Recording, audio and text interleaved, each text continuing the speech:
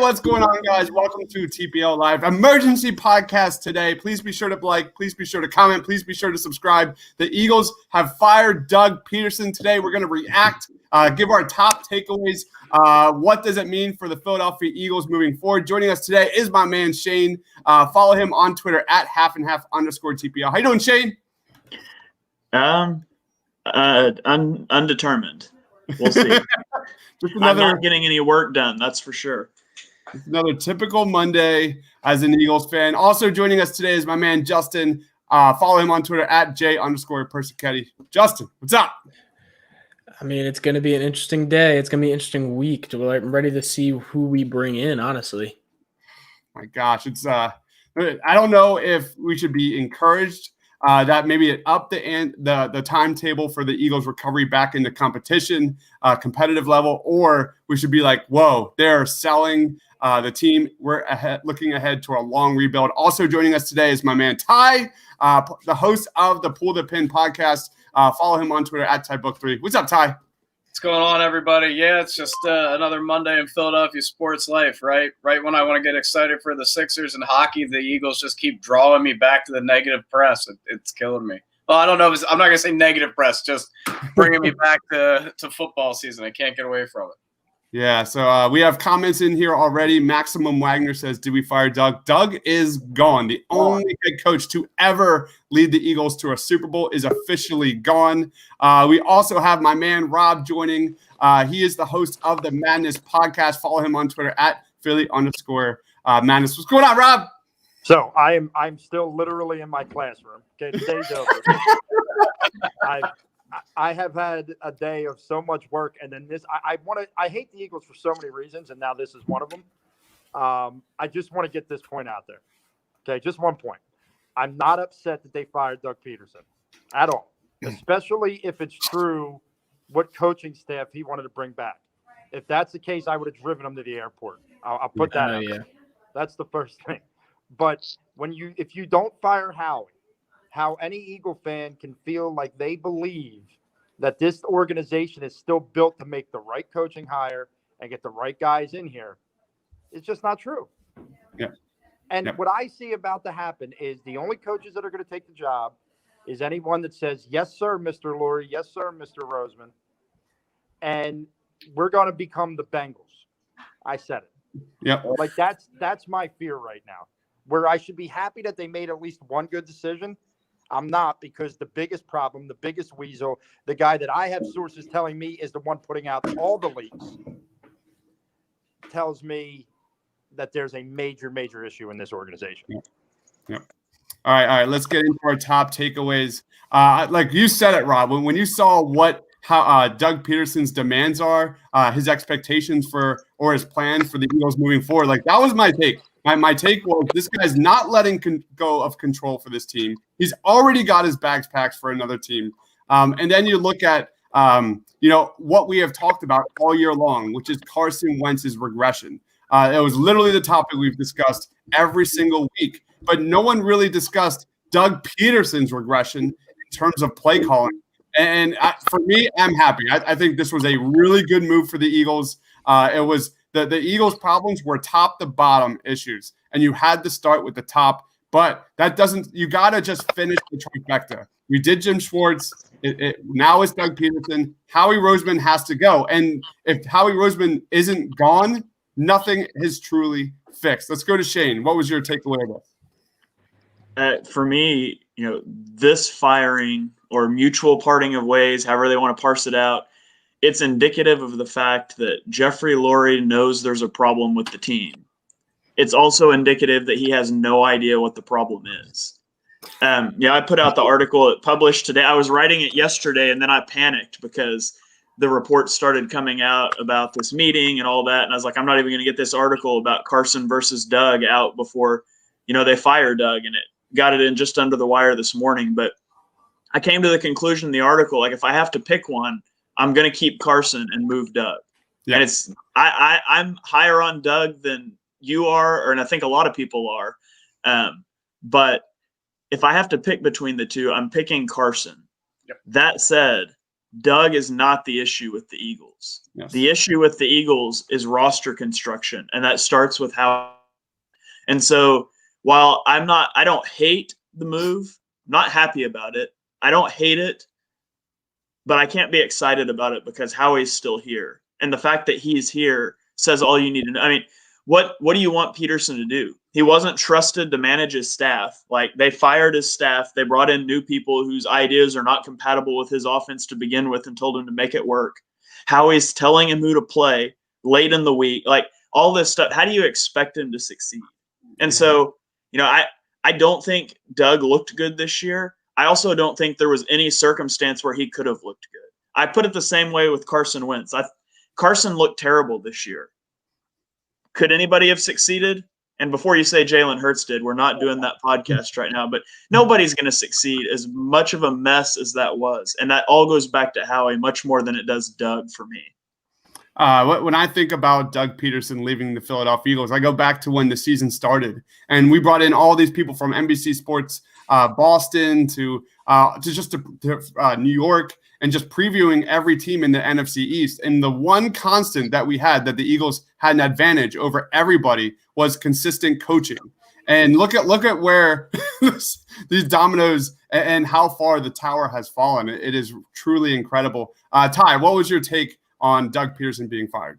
I just find it crazy in 2020, 2021, how quickly things erode.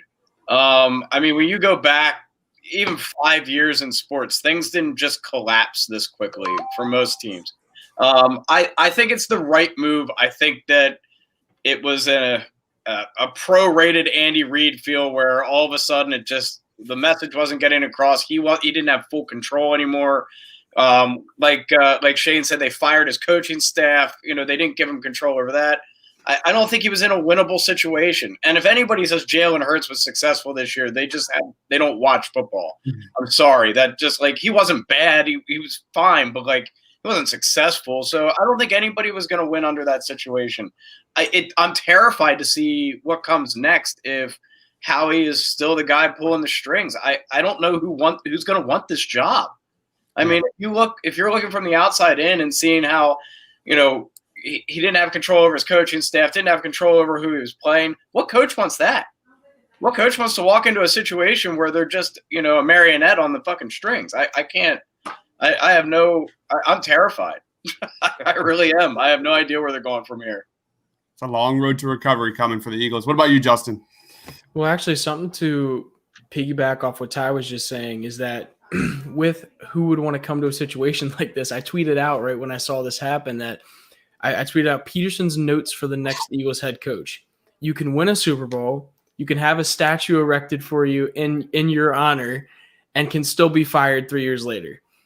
So and what I should have added is not have a good situation around you. I mean, the Eagles had everything coming out the gate for them when they first drafted Carson Wentz, and they had a good foundation piece. They had a good offensive line, a decent defensive line at the time, and they just weren't able to build the correct pieces around those players. I mean, you saw multiple times throughout the past few years where we were just getting duds out of the draft. I mean, how many draft picks have we had in the past 5 years, or however many years Peterson and Wentz have been together? How many draft picks have we had that have not panned out how we want them to? So it's just, I don't think he was given the best opportunity, kind of like what Shane was saying as well. Well, Justin, to piggyback off that a little bit on the draft, not only the duds that they had, but the people that they brought in to try and surround Wentz were the guys that ended up being the problem. Your Arcega-Whitesides.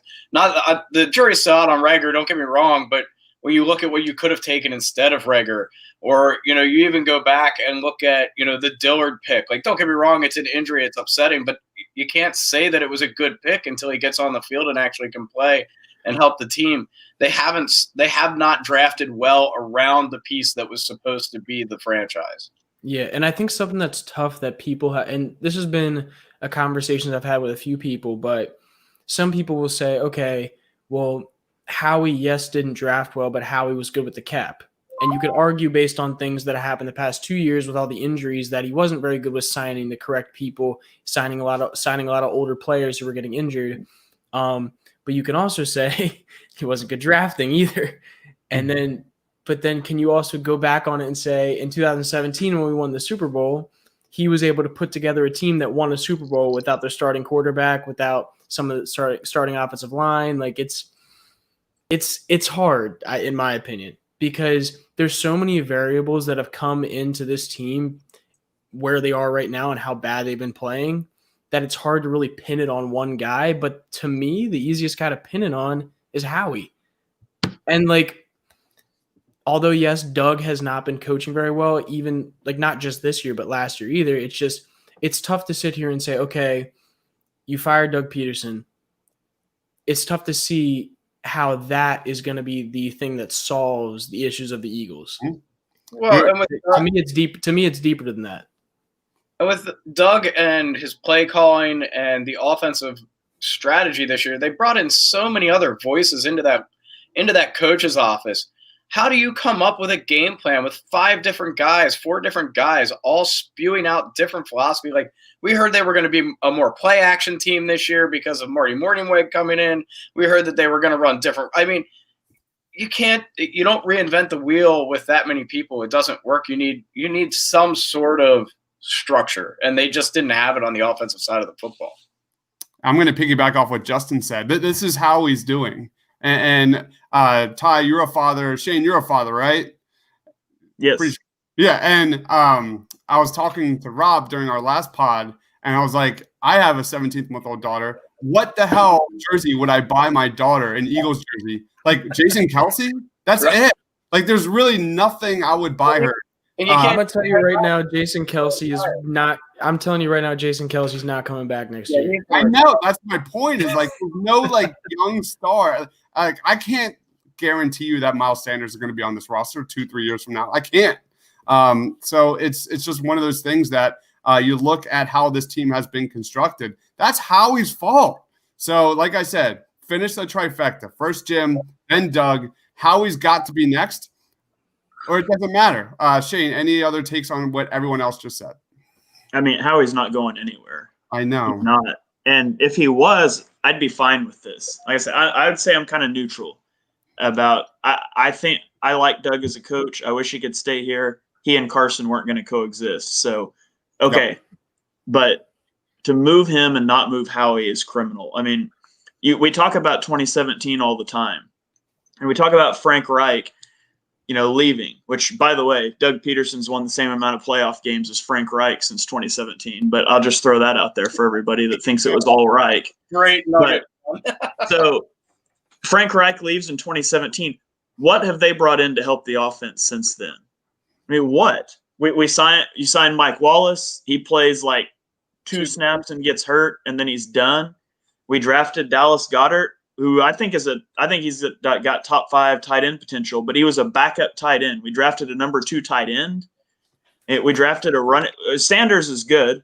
I mean, don't get me wrong there. We got Sanders. We drafted J-Jaw. We drafted Jalen Reagor. Like, we've done nothing to help the offense. Do you realize the most productive? We want to talk about the fall off from 2017. How about the fall off from 2017 is we haven't brought a single good player walking through the doors since then. Yeah. Howie is the gas station lottery ticket that you buy every time you get gas. And in 2017, you scratched it off and you won the jackpot. You got the free tank of gas and a donut.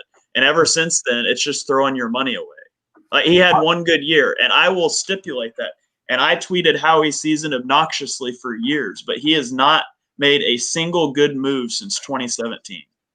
Well, you're watching Doug Peterson and his ability to adjust and read what was going on during the games. And that was one of the biggest regressions that I've seen over the last 2 years. This guy has no idea what's happening on a football field. And Ty, anything you want to say? Yeah, I mean, you can even lay it out like this. Outside of Miles Sanders, the most productive draft pick Howie has had on the offensive side of the football this year specifically was Jordan Mailata, a 7th-round Australian football player or rugby player. I mean, that's when you're starting to – you got to worry. Like, when that is one of the things that comes to light, that outside of Miles Sanders, Jordan Mailata was probably your best draft pick that played this year. What like the thing that I thought of when I saw the report of what Doug Peterson wanted to do to fix the Eagles moving forward, my first thought was like how much of a lightning in a bottle was 2017? How much did the stars truly align for the Eagles to finally get it right and get a W, get a championship? It's incredible to think of. I like the entire season.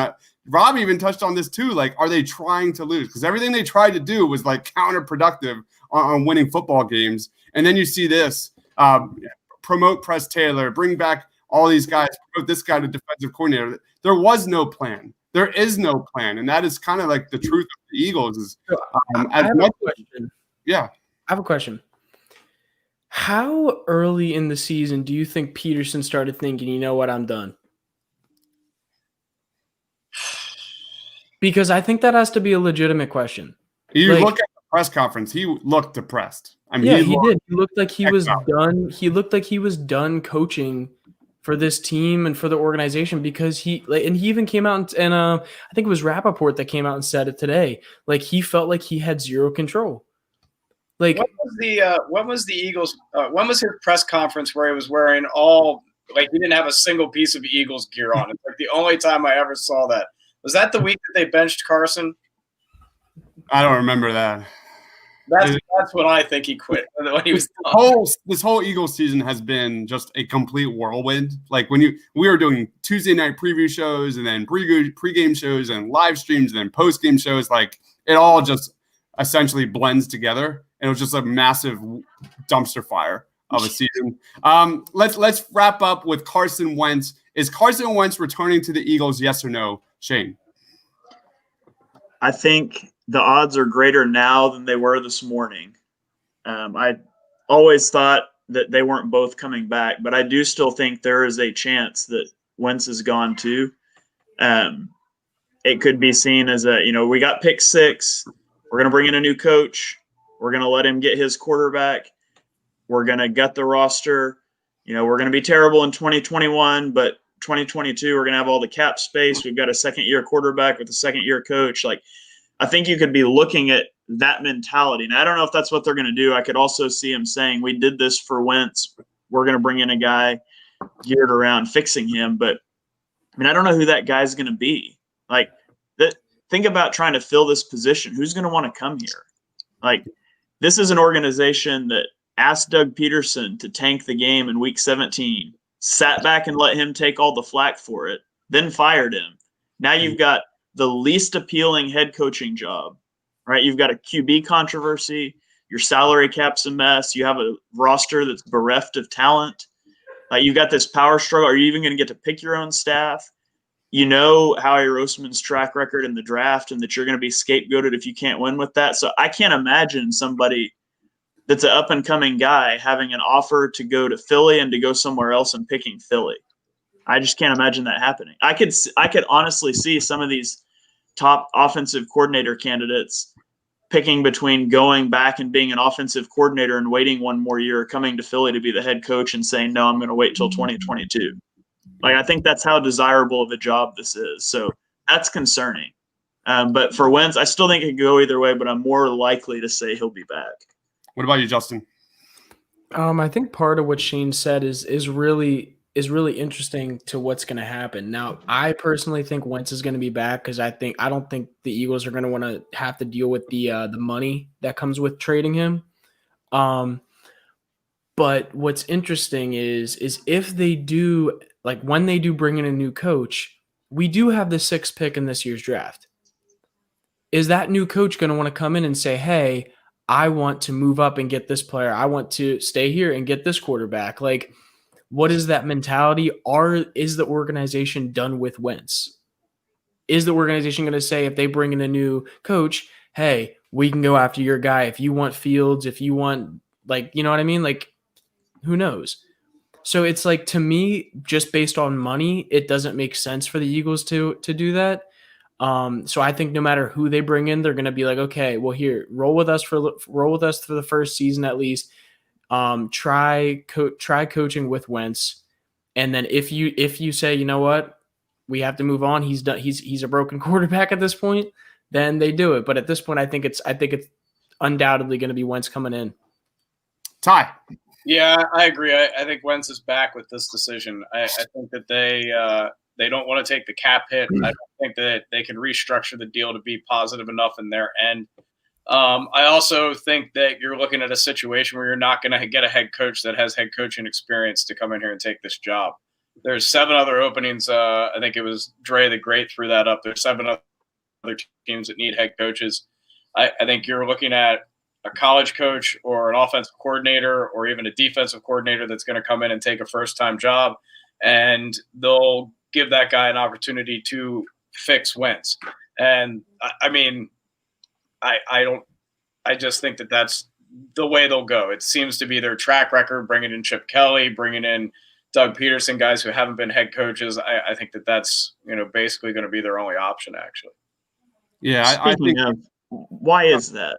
Why do we bring in head coaches that haven't been head coaches before? You don't think it's so Howie can control them behind the scenes, do you? I mean, it sounds like a pretty legitimate reason to me. You remember that report? You remember that report that Howie Roseman gives Doug a list of players who can play or can't play, like on a Wednesday before the Sunday game? That report just kind of dissolved. No one touched it after it was out there. So who knows, man? You might be right on that, Shane. Remember that. I mean, we're talking about sunk costs, and Wentz is a big sunk cost. But I mean, in 2018, the Cardinals spent a top 10 pick on Josh Rosen. They got a new coach the next year, and they dumped him and drafted a quarterback. I mean, it's a different situation because they hadn't signed Rosen to a big long-term deal after that. But still, if you move Wentz, you free up $800K this year, which is chump change considering what he's going to count on your cap. But then it's off the books in 2022. So if you know you're going to be bad and you are interviewing a new coaching candidate that you want and he does not want Wentz, I mean, I think it's definitely on the table. Real quick, can I put up on the screen? The Eagles just released a statement from Lurie. Yes. Can I put that up on the screen real quick? Yeah, go ahead. All right, is it gonna block? Is it gonna block everybody? If no. We'll go to the side. You're good. All right. Gotcha. The alternative is you bring in a new head coach and then you draft a new quarterback. Who is he throwing the ball to? So you're looking at 2021 to be a wash season essentially. So it's just a mess. The common sense move is to let Doug go, bring back Carson, and try and fix them. And hopefully we see, that 2017 Wentz, the final stretch of 2018 Wentz, or 2019 Wentz, and so forth. So we'll see. We'll see. While Justin tries to pull that up, pop quiz. Is Doug Peterson a head coach in the NFL in 2021? No. No? No. So he is very. I could see why he would be attractive to the Jets and all those kind of teams, but I think it would have to be under a specific parameter. He cannot be play calling.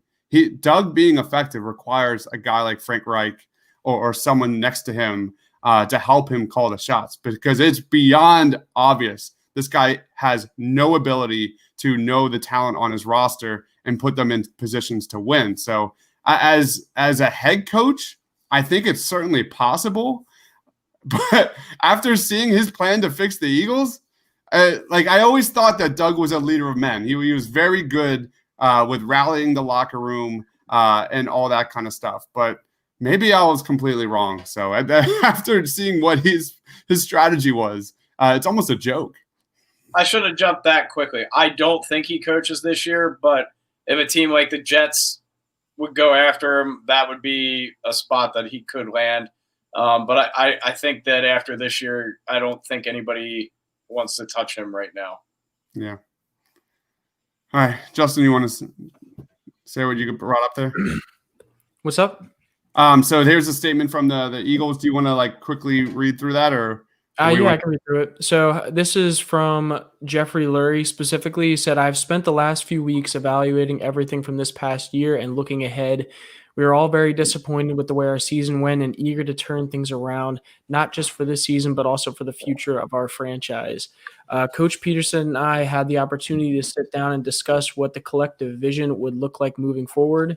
After taking some time to reflect on these conversations, I believe it is in both of our best interests to part ways.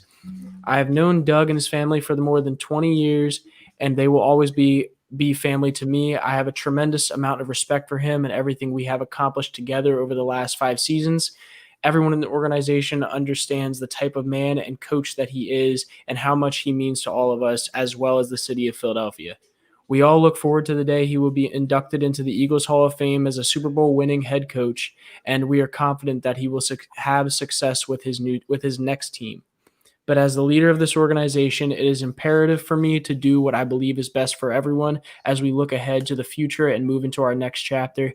I know that we have to work to get back to where we want to be, but I also believe that we have an exponentially strong group of people in this organization who can help us set us up for future success. So basically a lot of words, a lot of saying, hey, this is we can figure it out, but with no actual answer of what it is the problem and what we're going to do with it. So all right, let's wrap it up, guys. Ty, what do you want to plug, man? This Wednesday, PTP, Pull the Pin podcast. We're going to do a review of the Sony Open. We're going to keep plugging out our golf content. Follow us at the Twitter site at PTP 2021. And, go Philly sports all around. What about you, Justin? Yeah, go follow me on Twitter at J_Persichetti. I post all NFL, MLB, NBA, you name it content. Come on, have fun with me there. Today, actually, at 7:30, the Sixers play, and I believe at 7 o'clock, or is it 7 o'clock or 6:30 that we'll be on? 7 o'clock. 7 o'clock, we will be back on here for the game against Atlanta if they play, which we're assuming they are at this point. Looks like Joel Embiid may be back today, and so will Mike Scott. So come hang out with me, Dibes. I believe Tiago is going to come on the post game, and Austin Krell and at NBA Krell will be on with us in the pregame as well. So we're going to have some fun later. So make sure you guys come check that out. Awesome stuff. What about you, Shane? Follow me on Twitter at _TPL. I'm all Eagles all the time. Go check out my article that posted this morning about the Eagles' decision between Carson Wentz and Doug Peterson, where I said they should pick Wentz so I can obviously tell the future. And so if you want to know what's going to happen in the Eagles world, just make sure you're following me because I'll probably get it out about 6 hours before it happens, apparently. I just got to say, follow my man, Shane, at _TPL. And please check out all of his content at thepaintlines.com. Some of the best Eagles content you'll find. I promise you. At thepaintlines.com. Please check it out. Shane just pumps in so much amazing content. It is awesome stuff, man. I was all set to start running down draft prospects this week, and now the Eagles fired their coach, and so I got to start talking about head coaching candidates instead. So we'll get to the draft eventually. I love the draft. I'm ready to get to it. I've been ready to get to it since like week 10, if we're being honest. But I would say with that, it's so crazy because now it's like, who do they want on this team? Like this team could be completely constructed completely differently next year. Yep. Yeah. I'm like halfway done through my Jamar Chase scouting report, and I'm just like, they're not going to take Chase now. Like they're absolutely going to take a quarterback. I'm just mentally and physically preparing myself for Fields. Norman Manziel. All right. Thank you, everybody here for watching. Thank you for commenting. We had tons of comments. Please be sure to like. Please be sure to subscribe. We've got the Daily Dose at 4:30 with Dylan Davis and Matt McGinty going down at 4:30. And then that will lead us right into our Sixers watch party, which starts at 7 o'clock tonight, East Coast time. Thank you, everybody, for watching. Please be sure to check us out at The Painted Lines on Twitter, thepainted.com. For Ty, for Justin, for Shane, for myself. Stay awesome, guys.